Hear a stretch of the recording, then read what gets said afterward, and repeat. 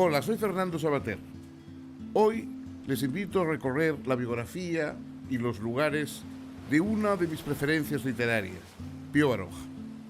A muchos de ustedes su nombre quizá les resultará desconocido, pero les aseguro que vale la pena recuperar a este escritor fundamental, lleno de matices y contradicciones, que marcó la literatura de su época y aún gran parte de la que hoy se escribe en España.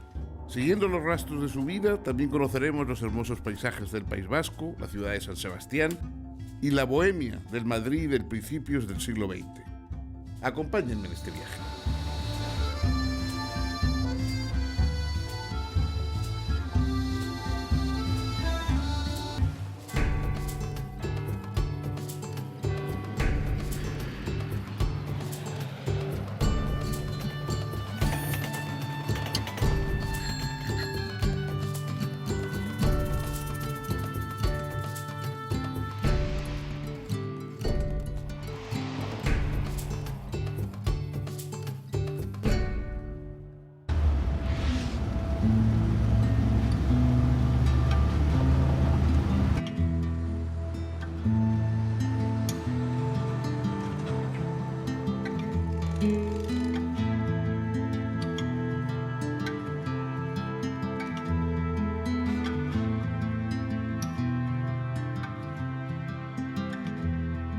Desde que nació en 1872, Pío Baroja estuvo estrechamente unido al País Vasco. Y su actitud, su mirada sobre el mundo y su particular sentido de la historia están ligados al paisaje, la memoria y la mentalidad de estos lugares. En su ciudad natal, San Sebastián, se unen la belleza de sus playas, de sus montañas y la arquitectura de la Belle Époque, además de una vida cultural agitada por sus reconocidos festivales de jazz y de cine. Estamos en la ciudad de San Sebastián, Donosti. Estamos cerca del Boulevard, que es uno de los puntos referenciales de la ciudad. Esta es la calle Oquendo. Ahí tenemos la espalda del Teatro Victoria Eugenia, que es emblemático porque ahí se celebran las principales sesiones del famoso Festival de Cine de la ciudad. Y ahí, en el número 6 de la calle Oquendo, nació don Pío Baroja y Nesi, precisamente un 28 de diciembre, el Día de los Inocentes. Ahí, muy cerca de donde nació, está la desembocadura del río Urumea en el mar Cantábrico. Por parte de la familia de su madre, de Carmen Nesi, tiene una vinculación marinera que impregnó muchas de sus obras, muchas de sus novelas. Tuvo una enorme relación con el mundo marinero, con el mundo aventurero, porque en el fondo el mar es la gran aventura, la aventura primordial.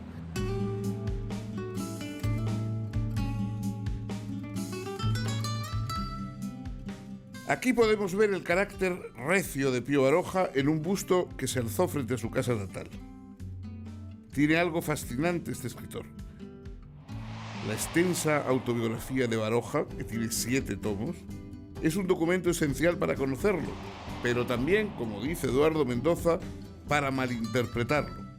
Porque todo lo que se cuenta ahí está filtrado por la visión del viejo quejoso que recuerda los hechos de su vida con la perspectiva de los años.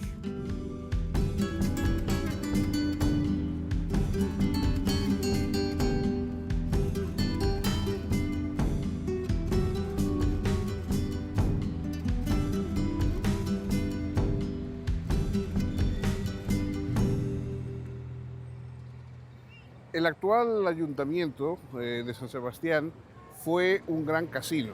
La construcción de este casino fue a comienzos del siglo XX, fue muy importante para San Sebastián, que era un pueblecito en el fondo de pescadores, marineros, para proyectarse como una ciudad balneario. Entonces empezó los años 20, que fueron los años del gran lanzamiento de San Sebastián. En este casino había muchas actividades, había bailes, había juegos. Yo recuerdo que mi padre me contaba que él había jugado simultáneas con el gran Alekhine, el mítico jugador de ajedrez.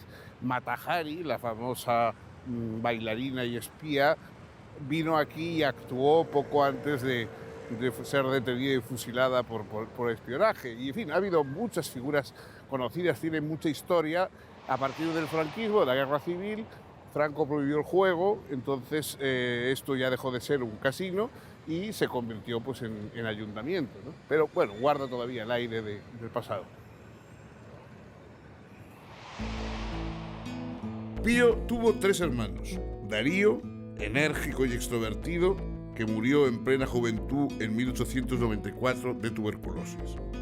Ricardo, que fue escritor también, y Carmen, otra escritora y esposa de Rafael Caro Rayo, que se convertiría en el principal editor de las obras de Pío Baroja.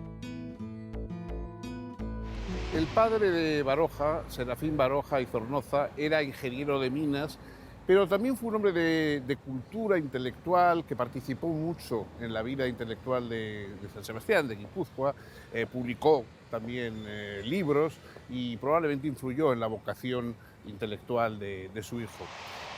La madre, Carmen Nesi Gogni, tenía ascendencia italiana y los Gogni eran una rama de la familia muy ligada al mar. Hubo capitanes de travesía y pilotos de altura entre los Gogni que hacían el recorrido entre Cádiz y Filipinas. Probablemente gran parte de la afición al mar, del romanticismo marinero que hay en las obras de Baroja, viene de esta rama de la familia Gogni, de los grabados, de las cosas que guardaban, de los recuerdos que guardaban de las travesías hacia Oriente. Como uno de los referentes de la cultura vasca, Baroja siempre se enfrentó a los personajes públicos de San Sebastián porque, como él mismo decía, odiaba la hipocresía y la mentira, y aunque dijeran lo contrario, era un vasco que amaba entrañablemente a su país. Habría que decir una cosa: San Sebastián fue siempre un balneario frecuentado por la élite. Tengan en cuenta que entre los años 1893 y 1928, hasta la reina María Cristina de España la había elegido para sus veraneos.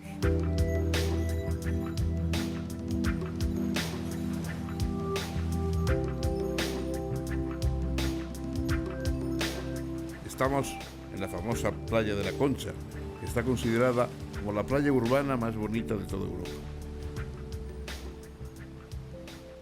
Es una de las playas, yo creo, si no me pierde la pasión de Donostiarra, más bonitas de España, más integradas con la ciudad, tiene la comodidad de la proximidad, está a pocos pasos de las casas de muchos de los donostiarras y no muy lejos de la de ninguno, y es uno de los lugares de veraneo, de esparcimiento, etcétera, durante todo el año, para muchos que se bañan durante todo el año en estas aguas a pesar de las temperaturas, pero por supuesto a partir del mes de mayo, junio, pues hasta septiembre, octubre, se convierte en uno de los puntos de los centrales del norte de España como ciudad balnearia.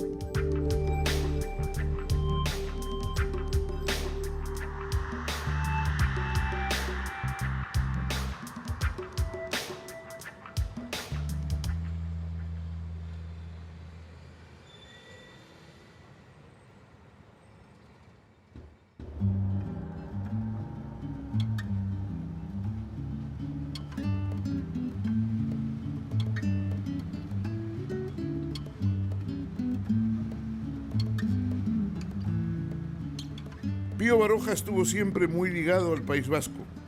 Quizá no solamente a esta ciudad, sino también a otros lugares, por ejemplo, Vera de Bidasoa, donde compró su hoy famosa Casa Licea, que es el Santa Santorum, digamos, de los Baroja.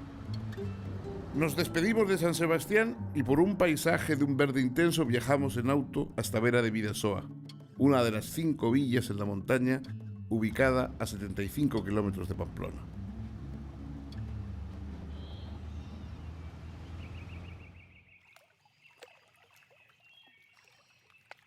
No vamos a decir que haya sido fácil encontrar la casa Licea que en 1912 compró Pío Baroja.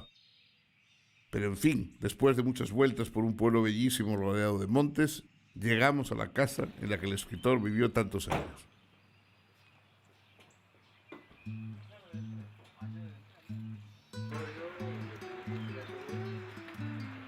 Amablemente, su sobrino nieto nos abre la puerta para que podamos recorrer los rincones más íntimos de Piera.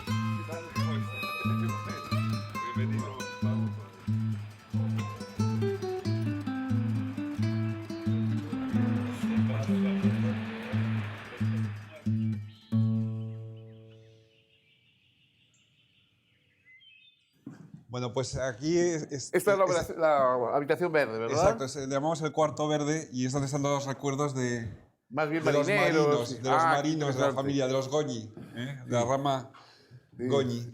Que es la que hacía las travesías. Exacto, de Cádiz a Filipinas. Sí, sí. Cesaria Goñi Alzate tenía su casa en el puerto de San Sebastián. Ah, en el propio puerto. En el propio puerto.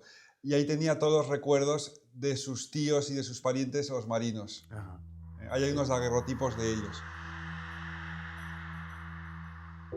Al igual que sus hermanos mayores Darío y Ricardo, Pío Baroja fue, durante su niñez y adolescencia, gran lector de novelas de aventuras. Sus recuerdos familiares y sus lecturas de infancia y adolescencia son las bases para la escritura de una de las novelas capitales de su capacidad inventiva, Las inquietudes de Santi Andía, compuesta en 1911, a los 40 años, con la que comienza su trilogía dedicada al mar. Sí, en el capítulo dedicado a la casa de la tía Úrsula refleja y describe muy bien este cuarto, que no es otro que el que estaba en el puerto de San Sebastián, en casa de su tía Cesaria, sí. Su tía Úrsula en Las inquietudes de Santi. Y el cuarto es un poco la reproducción de lo que él cuenta en la... Exacto, sí, sí, sí. Se trajo tal cual.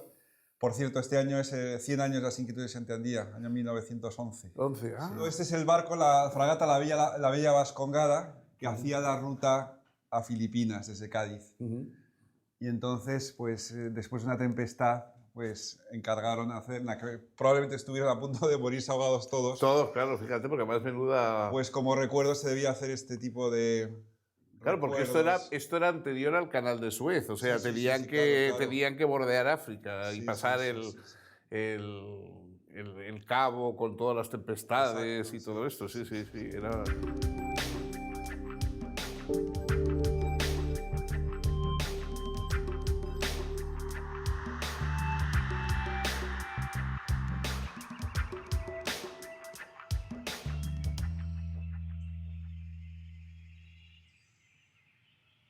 Este es el comedor de la casa, sigue tal cual, y aquí es donde se realizaba la tertulia todos los días. ¿Quién asistía a la tertulia? Pues... ¿Gente de aquí de Vera? Gente de Vera y luego ya los veraneantes. En aquel momento pues vinieron Ortega, Marañón en un par de ocasiones. Pues toda la gente que se acercaba en el veraneo a Fuenterrabía, pues, y venían luego a ver a Ropio. Esto es una plañidera gótica que le regaló Azorina Baroja. Sí, qué bonita esa. De la escuela de Borgoñón, sí. Sí, borgoñona, ¿no? Esa cosa así, sí, como, sí. como en los... Porque parece ser que fue un regalo que recibió Azorín cuando se casó. Pero consideraba que le iba a dar mal fario, ¿no? Que le regalase una plañidera como regalo de bodas. Quizá como regalo de bodas. Y entonces lo recolocó en Baroja.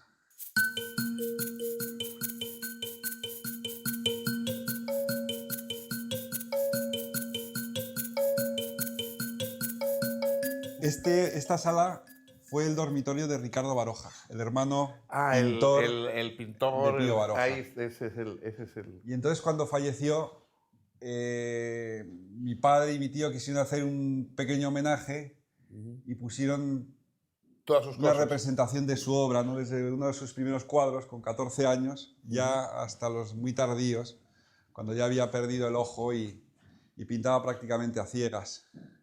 Están retratados sus padres, Serafín Baroja y Carmen Nesi. Aquí están, ¿no? Serafín Baroja con fondo de mina, se llama ese cuadro porque era ingeniero de minas. Y entonces ahí al fondo se ve sí, que está la mina. Ahí. Sí. Luego hay un retrato ahí muy bueno de Azorín, del año 1. Sí, el Azorín, que todavía está un poco gordito, no se había quedado como en los últimos años. Aquí está su hermana Carmen y abajo mi tío Julio Caro Baroja. Mira, don Julio, sí, joven. Luego hay unos cuadros de París. Ese cuadro que es muy bonito, donde está su abuela, hilando, que es el comedor donde hemos estado. Sí, eso es. Y abajo el cuadro Itzea con niebla. Y luego hay un cuadro que a mí es de los que más me gusta, de Ricardo. Lo que pasa que quizás requiera un poco de restauración, de limpieza, que es del año 1 y se llama Estudio de Pintor. Es un cuadro muy, muy de la época. Sí, está pintado en París. No se ve bien, pero es una... Pero tiene, sí. Recorriendo la casa, me viene a la mente una frase de Baroja sobre su canon literario. Le cito: mis admiraciones en literatura no las he ocultado nunca. Han sido y son Dickens, Balzac, Poe, Dostoyevsky y Stendhal. Eso es importante, porque en sus odios y predilecciones, Baroja era tajante y hasta arbitrario. Metía en su santuario a Cervantes y a Calderón, pero no a Lope y a Quevedo, por ejemplo. Y su pasión eran las novelas de aventuras, los maestros de la narración.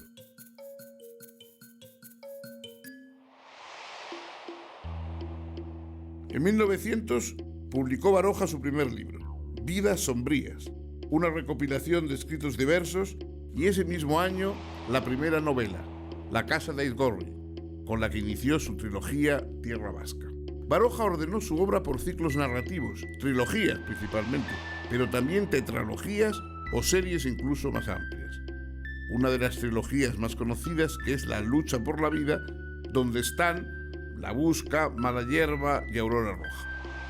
En las novelas de Baroja aparecen tres elementos fundamentales: acción, descripción y reflexión. En cuanto a su técnica y carácter, el propio autor lo comentaba. Sus novelas son de observación de la vida, con realismo y algo de romanticismo también.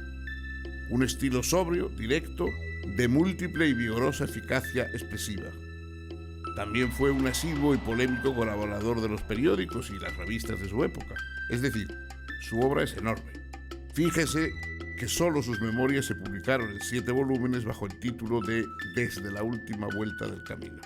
Pío Baroja no descansó nunca.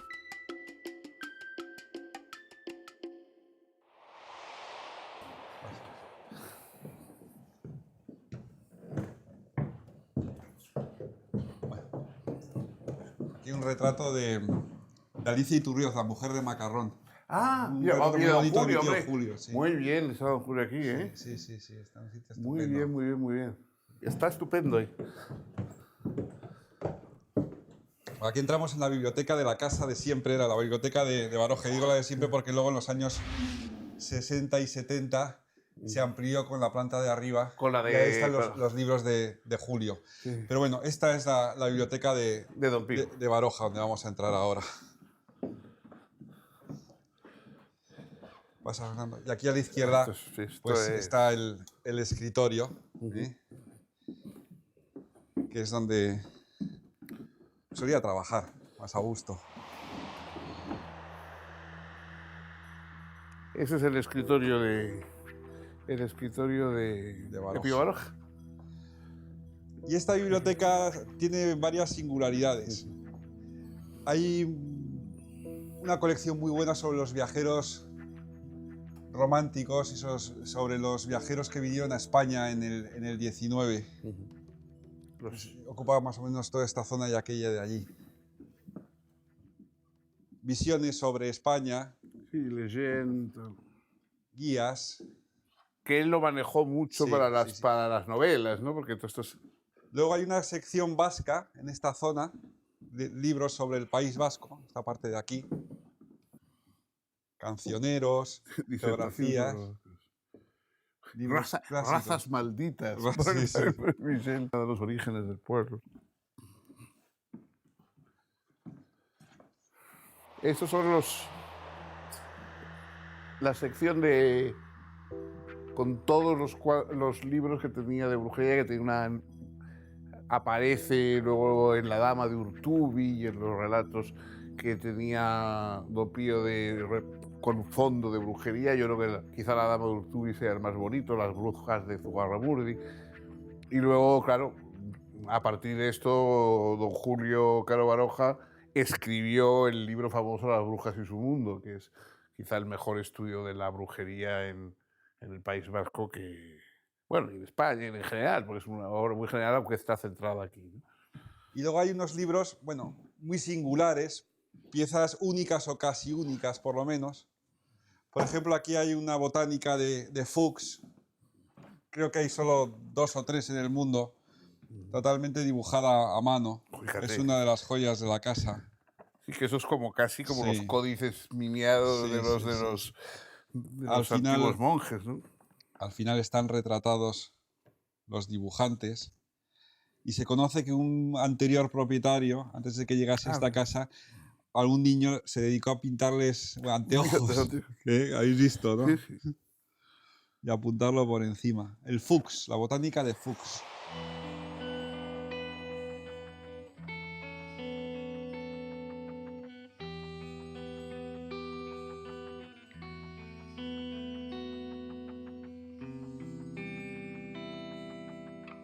Pues está aquí una cosa estupenda. Dice, la imaginación de los vascos es muy fácil de exaltar y el arte para conducirlos consiste en aprovecharse de ese primer impulso.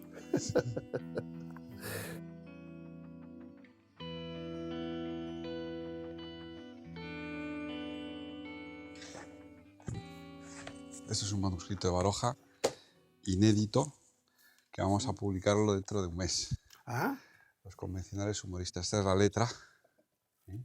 Y es muy curioso porque está escrito por mi tío Julio. Esta letra del fondo es la de Julio y luego está corregido encima por Baroja.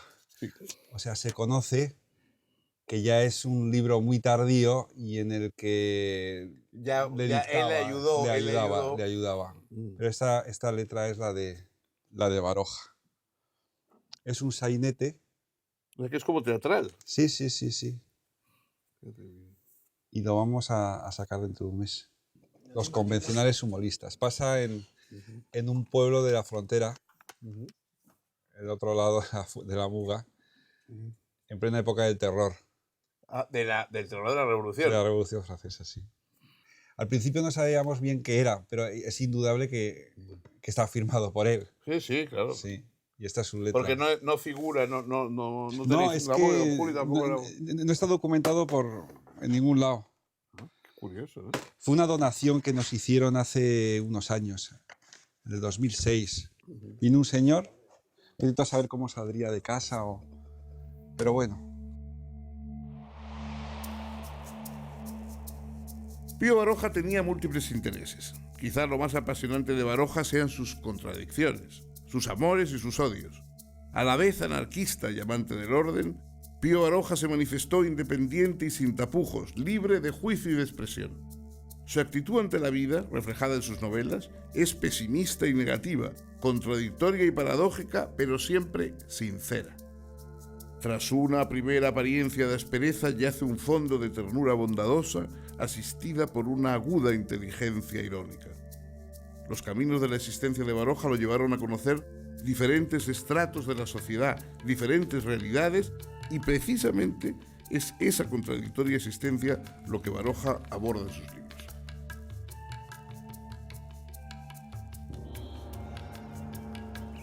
Vamos al desván. Que es ahí donde estaba trabajando en el... Sí, ahí solía pintar. Bueno, aquí hay una colección importante. Se encargó mi tíabuelo Pío en sus viajes a París, en las librerías de Lance en Madrid, de recoger estampas sobre el siglo XIX, la política española del siglo XIX y todo el tema napoleónico y eso. Y hay una muestra aquí de ello. Esto antes era un antiguo desván, como todas las casas en el pueblo, en aquella época donde había patatas, donde se secaba el maíz, y se arregló y se amplió la biblioteca. Y esta es la biblioteca de él, ¿no? Sí. Especial después de los firmase. Fuera del mundo de...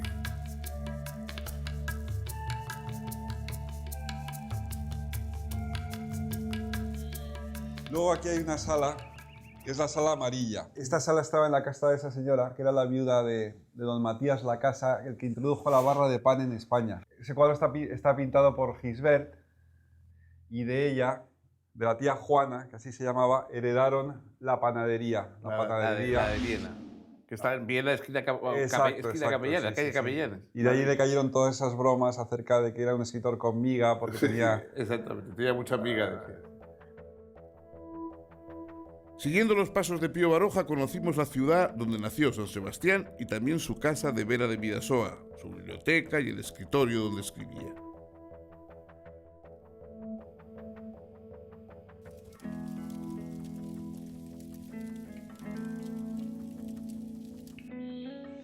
Antes de viajar a Madrid, nos detendremos en una librería muy especial, donde podremos entender cómo se lee a Baroja en la actualidad.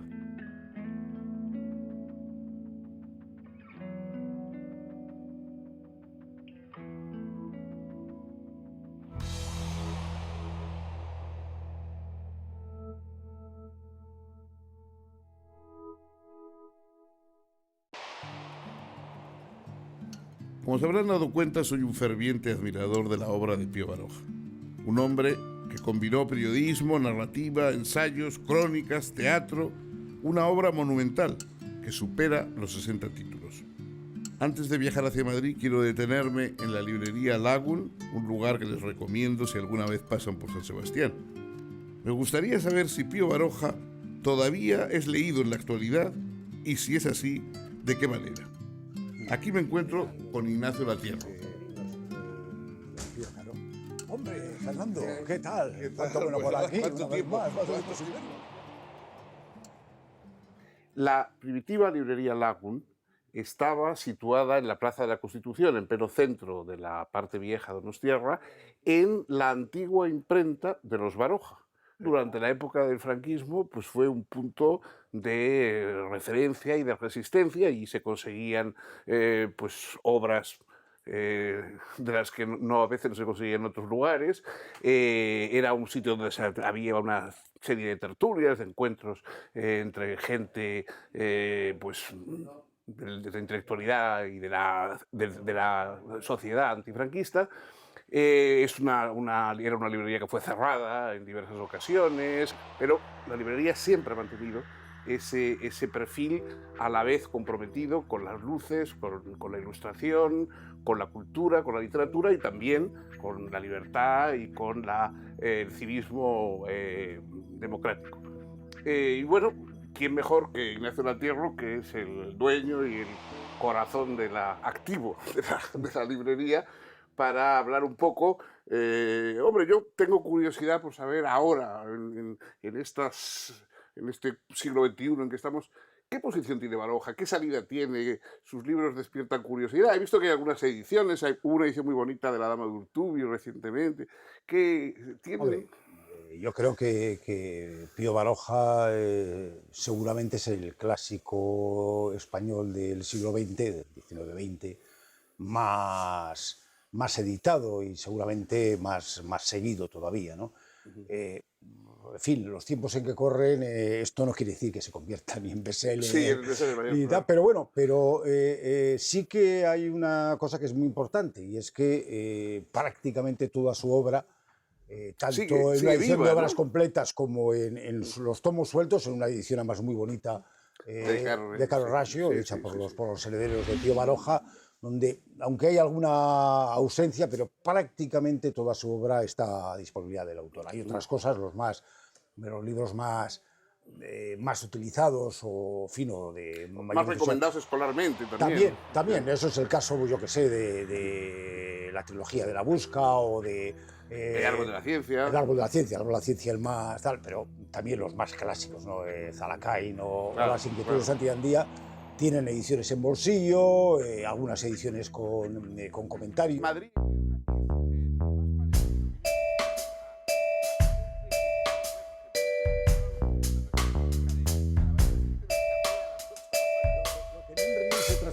Yo creo que la relación y el apego a Zalacain, en mi generación, que casi es la tuya, yo soy un poquito más joven, pero tiene que ver con ese espíritu liberal, libertario de Zalacain, claro, que en pleno franquismo, una anécdota personal, es que mi primer incidente mucho antes de ser librero, porque todavía casi no había acabado mi enseñanza primaria, pero editábamos una revista en un centro parroquial, ¿no? Y ya debíamos ser unos jóvenes con inquietudes, entonces se nos ocurrió un día publicar un artículo reclamando que en San Sebastián hubiese una calle dedicada a Pío Baroja. Bueno, el escándalo que se creó en la parroquia y en las instituciones oficiales, estamos hablando del año 56, 57, ¿no? Entonces, el Baroja que más, después, bueno, uno ha sido más crítico, pero ya ha conocido mucho a Baroja, pero el Baroja que primero nos despertaba el entusiasmo era el de la afirmación de la personalidad, que en Zalacain es... Sí, y esa especie de escepticismo, de anticlericalismo, etcétera. Yo recuerdo en aquel libro del padre Garmendia Otaola, que se llama Lecturas buenas y malas, que era un índice, los jesuitas sacaban anualmente un índice de lecturas buenas y malas, en que salía todo lo que se publicaba en España con unos comentarios y tal. Y en el momento en que llegaba a Don Pío, dice, búsquese en Impío Baroja, cuán malo es este autor. Y tal. Verdaderamente, sí, es curioso que un hombre que pasó, en cierta medida, que tiene una aura de conservador, y bueno, y algunas cosas luego lo era y tal, pero por otra parte, esa especie de fondo un poco inconformista, porque claro, es como el inconformista clásico, o sea, nunca está a gusto ni con los suyos, ni fuera de los suyos, ni con unos, ni con otros, ni cuando está en el mar sueña con la tranquilidad de la tierra, cuando está en la tierra sueña con embarcarse y tal. O sea, es el inconformista pleno, ¿no? Yo creo que eso es lo que enlaza mucho con la juventud. El problema de Baroja es cuando de inconformista se queda simplemente en cascarrabias, ¿no? Bueno, eso sí, era un mal genio, desde luego, a pesar de que luego tiene un lado como tierno y humanista también, ¿no? Porque tiene unos detalles de pronto en fin, que simpatizantes. Bueno, y luego además él tiene, claro, una gran obra, sobre todo en el País Vasco, pues es que él escribió sobre el País Vasco y de una información extraordinaria. No hace falta más que visitar su casa de Incet, te das cuenta, la biblioteca extraordinaria. El libro suyo sobre el País Vasco sigue siendo una obra muy, muy interesante y muy digna de ser leída. Y decir, o sea, que incluso como reflexiones también casi de servirte de guía, verdaderamente es una buena guía del País Vasco, ¿no? De deportes, de juegos, de costumbres. Baroja tiene un estilo muy moderno escribiendo, o sea, realmente es antirretórico, es incluso esa forma un poco atropellada y apresurada que a veces le reprochaba Ortega y tal. Hoy se ha vuelto, es decir, hoy la escritura muy compuesta, un poco tipo Ortega, a veces nos repele un poco, y en cambio la cosa brusca y directa y muy eficaz, ¿no? Es un autor enormemente eficaz en la narración, ¿no? Lo que pasa es que, claro, es muy inimitable también por eso, por esa especie de brevedad, de contundencia, de mezcla, pues, de la acción, descripción, reflexión, ¿no? Que es un poco los tres elementos barojianos, la acción, la descripción y la reflexión, que están en todos sus libros. Entonces, yo creo que tiene... Hoy todos los novelistas, Eduardo Mendoza, Juan Marsé, etcétera, cuando les preguntan influencias de autores españoles, tal, el primero que dice todo el mundo, Pío Baroja. Pero luego, claro, su literatura no es barojiana, es decir, ellos son barojianos de corazón, por decirlo así, como lectores, como lo somos tantos.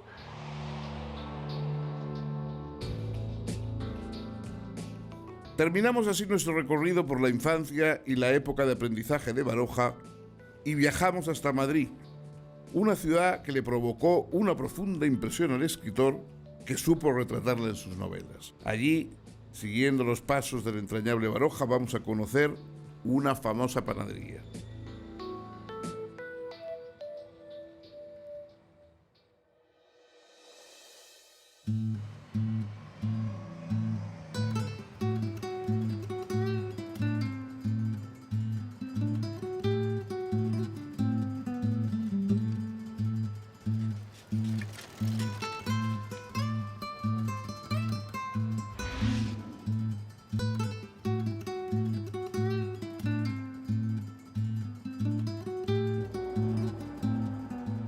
En 1879, la familia Baroja se instala en la calle Real, hoy prolongación de Fuencarral, un barrio ocupado sobre todo por obreros industriales y gente de la pequeña burguesía. La mudanza a Madrid tenía como motivo hacerse cargo de la famosa panadería Viena Capellanes, donde trabajaría toda la familia. Luego se mudaron a la calle del Espíritu Santo, justamente al norte de lo que hoy es la Gran Vía. En la calle y en el barrio convivían aguadores, verduleras, soldados licenciados de Cuba y Filipinas, que se dedicaban a pedir y a cantar. Este es el barrio en que está situada gran parte de su novela Aventuras, inventos y mistificaciones de Silvestre Paradox.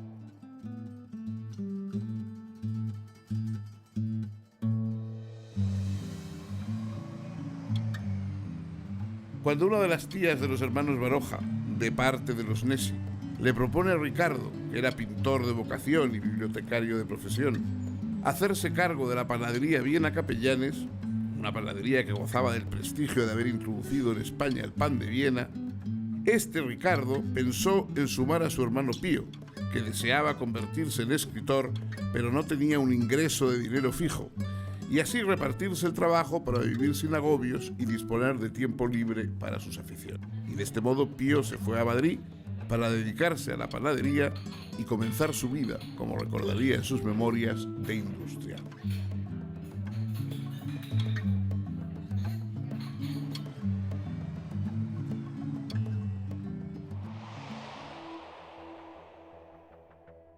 Pío Baroja en sus memorias dice haber sentido la vocación de escritor en su época de estudiante de la Facultad de Medicina de Madrid, donde llegó a ser doctor.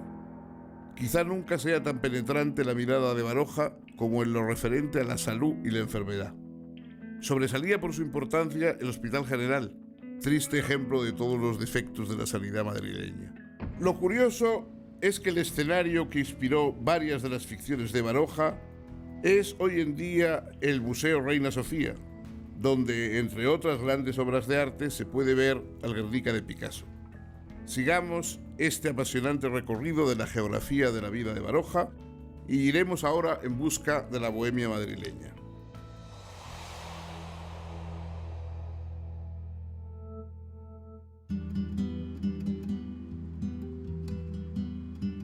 Como escritor, Baroja tuvo contacto con la bohemia madrileña, pero a diferencia de otros era un hombre de costumbres ordenadas. Cuando dejó de trabajar en la panadería y vivía de sus escritos, la vida de Baroja se hizo metódica. Escribía todas las mañanas, paseaba por las tardes y leía por las noches hasta la madrugada.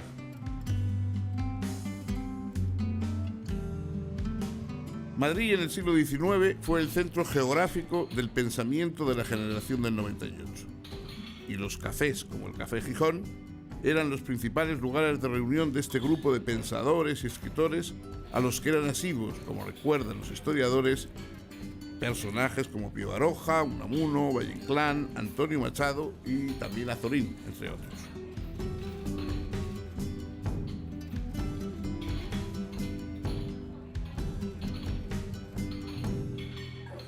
En el Gijón, que es el superviviente de toda esa época, aquí llegó a reunirse pues Galdós, Lorca, Azorín, Machado y otros muchos. Y muy recientemente pues figuras como la de Francisco Umbral, un asiduo, Gabriel Celaya, actores como Manolo Alessandre, y bueno, yo creo que podemos seguir la historia del Gijón hasta muy recientemente la celebración del Premio Nobel de Literatura de Mario Vargas Llosa, que se hizo precisamente aquí en la cripta del Café Gijón, como último acontecimiento de esa saga de acontecimientos literarios.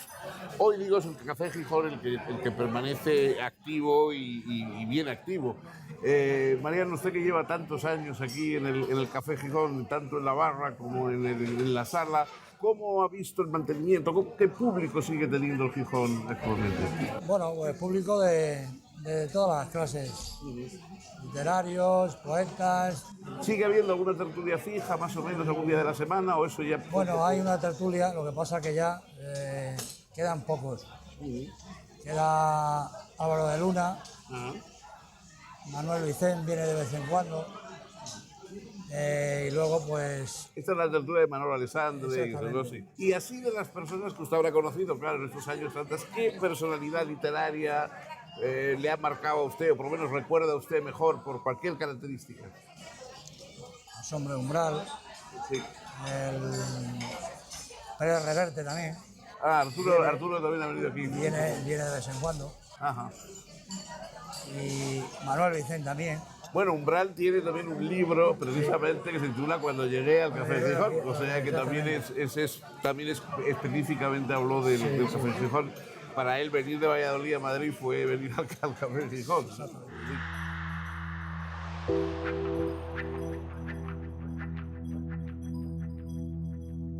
Recomiendo a todos los que alguna vez viajen a Madrid que se tomen algo en el Café Gijón, escenario de tertulias, discusiones y bohemia desde hace largo tiempo.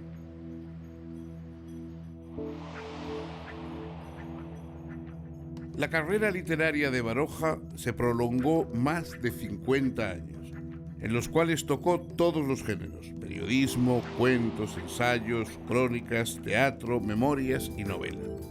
Una obra monumental, ambiciosa, que aún hoy puede leerse en nuevas ediciones críticas y que ha influenciado enormemente a un gran sector de la literatura española contemporánea.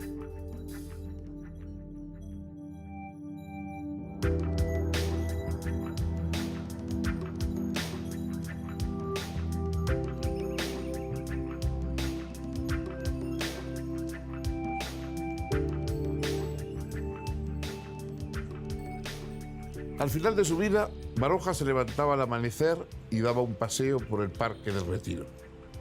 Como recuerda Francisco Umbral, paseaba con una boina que no llegaba a chapela, una bufandilla, un abrigo viejo y unas botas.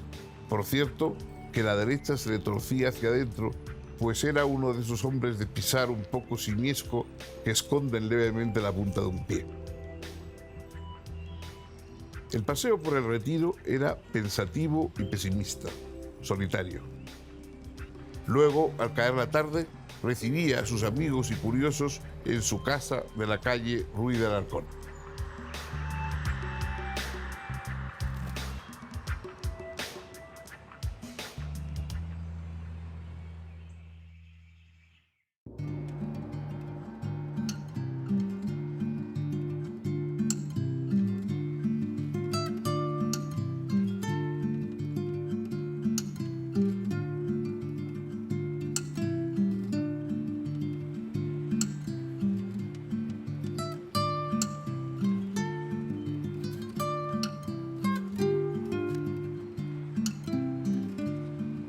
Pío Baroja pasó sus últimos años en su casa de Madrid. Seguía escribiendo y aceptaba, mal que le pesaran, los homenajes que se le hacían. De noche tenía pesadillas. A veces se levantaba y trataba de huir del dormitorio. En una de esas fugas se cayó y se rompió el fémur. Sobrevivió a la operación varios meses, en coma, y sus familiares impedían que le dieran la extrema unción y así le obligaran a volver al seno de la Iglesia Católica. Tenía el gesto furioso, huraño, pero a la vez sensible, como puede leerse en sus obras. Murió el 20 de octubre de 1956 y fue enterrado en el Cementerio Civil de Madrid. Al entierro de Baroja solo fueron 4 personas. Al menos, reflexionó Umbral, tuvo un entierro barojiano. Siguiendo la vida y la obra de Pío Baroja, recorrimos las bellas playas de San Sebastián, su extraordinaria casa de Navarra y los rincones de Madrid por los que anduvo hasta su muerte. Es el momento de iniciar un nuevo viaje. Acompáñenme en el próximo capítulo a otro de estos lugares con genio.